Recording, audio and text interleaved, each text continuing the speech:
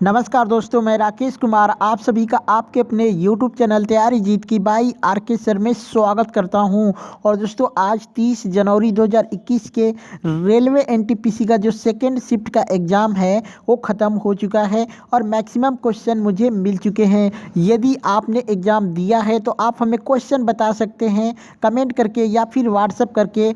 हमारा WhatsApp number है 8881949373। जी दोस्तों, ये हमारा व्हाट्सअप नंबर है।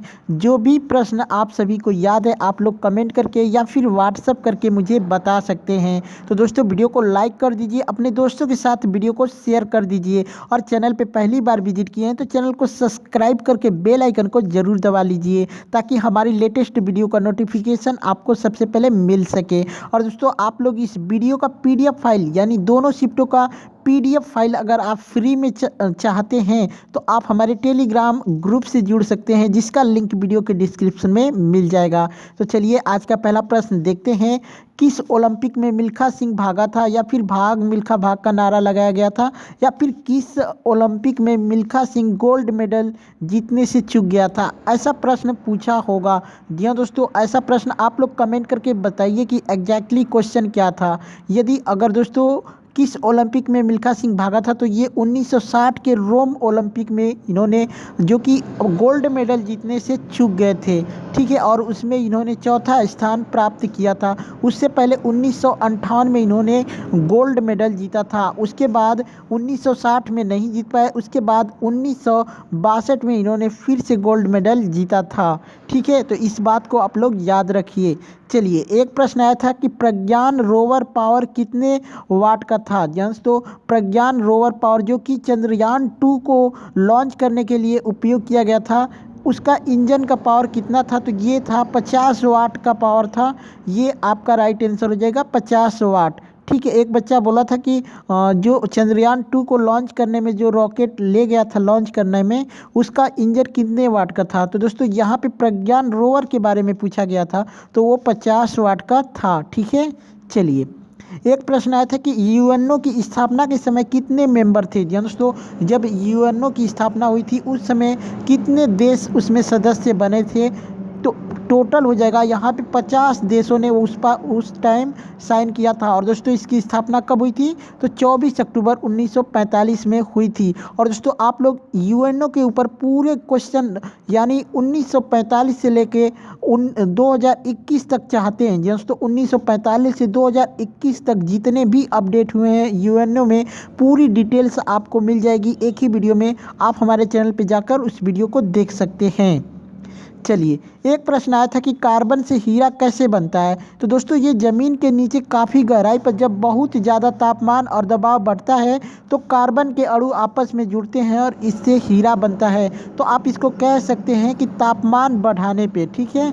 तो ये आप लोग कमेंट करके ज़रूर बताइए कि आपके ऑप्शन में क्या दिया था। अगर हीटिंग को बढ़ाने पर दिया होगा तो आपका वही राइट आंसर हो जाएगा, ठीक है। चलिए एक प्रश्न आया था कि दिल्ली के इंडिया गेट की डिज़ाइन किसने की थी। जी हाँ दिल्ली के इंडिया गेट की डिज़ाइन किसने की थी, तो सर एडवर्ड लुटियंस ने की थी। सर एडवर्ड लुटियंस ने की थी दिल्ली के इंडिया गेट की डिज़ाइन, ठीक है।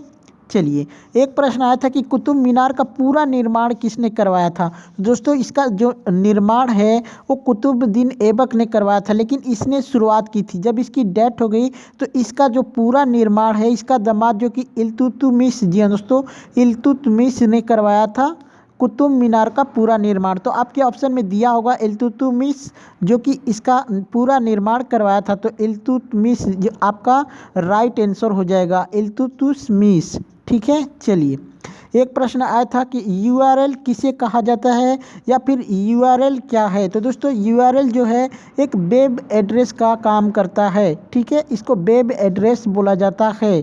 तो आपके ऑप्शन में वेब एड्रेस दिया हुआ था और यही इसका राइट आंसर हो जाएगा। एक क्वेश्चन था कि वेनेजुएला के राष्ट्रपति कौन है, तो निकोलस मादुरो जो कि वेनेजुएला के वर्तमान में राष्ट्रपति हैं, ठीक है। चलिए एक प्रश्न आया था कि निम्न में से कौन सी रोड राजस्थान से होकर नहीं जाती है या फिर राजस्थान से होकर जाती है। आप लोग कमेंट करके ज़रूर बताइए कि एग्जैक्ट में क्वेश्चन क्या दिया था, साथ में इसका ऑप्शन भी ज़रूर बताइएगा, ठीक है। चलिए एक प्रश्न आया था कि मन्नार पोर्ट कहाँ पर स्थित है। तो दोस्तों ये तमिलनाडु में स्थित है। ठीक है, चलिए वीडियो को लाइक कर दीजिए, अपने दोस्तों के साथ शेयर कर दीजिए। एक प्रश्न आया था कि पद्म पुरस्कार और पद्म विभूषण कब शुरू हुआ है। तो दोस्तों ये 1954 में हुआ था। और दोस्तों आपको बता दें कि पद्म पुरस्कारों की जो शुरुआत हुई थी ये 1954 में हुई थी, जिसमें भारत रत्न, भारत विभूषण, दोस्तों भारत रत्न, पद्म विभूषण और एक होता है पद्म भूषण और एक होता है पद्मश्री, यानी 4 अवार्ड्स की जो शुरुआत हुई थी। चारों अवार्ड्स की शुरुआत जो कि 1954 में ही हुआ था। तो कोई भी पद्म पुरस्कार जो कि शुरुआत पूछे तो आप 1954 लगा देंगे। ठीक है, चलिए एक प्रश्न आया था कि राष्ट्रपति को शपथ कौन दिलाता है। दोस्तों राष्ट्रपति को शपथ कौन दिलाता है, या फिर प्रश्न बन सकता है कि राष्ट्रपति किसके सामने शपथ ग्रहण करता है। तो ये सर्वोच्च न्यायालय के जो मुख्य न्यायाधीश होते हैं वही राष्ट्रपति को शपथ दिलाते हैं। और दोस्तों वर्तमान में भारत के मुख्य न्यायाधीश कौन है, तो अरविंद बोबडे आपका राइट आंसर हो जाएगा। एक प्रश्न आया था कि स्वतंत्र भारत के पहले वायसराय कौन थे। तो लॉर्ड माउंटबेटन जो कि स्वतंत्र भारत के पहले विदेशी वायसराय थे। ठीक है, चलिए एक प्रश्न है कि भारत का संविधान पूर्ण रूप से भारत में कब लागू हुआ था। दोस्तों भारत का संविधान पूर्ण रूप से कब लागू हुआ था, तो ये 26 जनवरी 1950 में लागू हुआ था। कब लागू हुआ था, कितने समय में, तो 11 बजे पूर्ण रूप से ये लागू हुआ था। 11 AM कर लीजिएगा यहाँ पे। ठीक है, 11 AM को पूर्ण रूप से लागू हुआ था 26 जनवरी 1950 को। चलिए एक प्रश्न आया था कि नवजात शिशु में टोटल हड्डी कितनी होती है। तो दोस्तों आप लोग कमेंट के दोस्तों आप लोग ऑप्शन के अकॉर्डिंग ही बताइए कि आपके ऑप्शन में क्या दिया था। 300 भी हो सकता है, 306 और 308, ये अलग अलग बुकों में अलग अलग जो कि दे रखा है। तो आप लोग कमेंट करके ज़रूर बताइएगा कि आपके ऑप्शन में क्या दिया था। ठीक है, एक प्रश्न है कि बारडोली सत्याग्रह कब चालू हुआ था। दोस्तों बारडोली सत्याग्रह कब चालू हुआ था, तो ये 1928 में चालू हुआ था। और इसका नेतृत्व किसने किया था, तो वल्लभ भाई पटेल ने किया है। और दोस्तों आपसे पूछ सकता है कि बारडोली सत्याग्रह का संबंध किससे है। तो दोस्तों यह एक किसान आंदोलन था। ठीक है, यह किसान आंदोलन था। चलिए एक प्रश्न आया था कि ऑस्ट्रेलियन ओपन 2020 की महिला विजेता कौन है। दोस्तों अगर महिला विजेता पूछा होगा तो अमेरिका की सोफिया केनिन आपका राइट आंसर हो जाएंगी। अगर पुरुष का पूछा होगा तो नोवाक जोकोविच आपका राइट आंसर हो जाएगा। ठीक है, अगर पुरुष का पूछा होगा तो नोवाक जोकोविच, अगर महिला का पूछा होगा तो सोफिया केनिन आपका राइट आंसर हो जाएगा। एक प्रश्न आया था कि निम्न में से कौन सी नदी हरियाणा में नहीं है। जी दोस्तों तो ये ऑप्शन के अकॉर्डिंग ही सही हो सकता है। आप लोग कमेंट करके ज़रूर बताइए कि आपके ऑप्शन में क्या दिया था। तो दोस्तों इतने ही सारे प्रश्न मुझे मिले थे, आप लोग कमेंट करके ज़रूर बताइए अगर आपको क्वेश्चन याद हैं तो।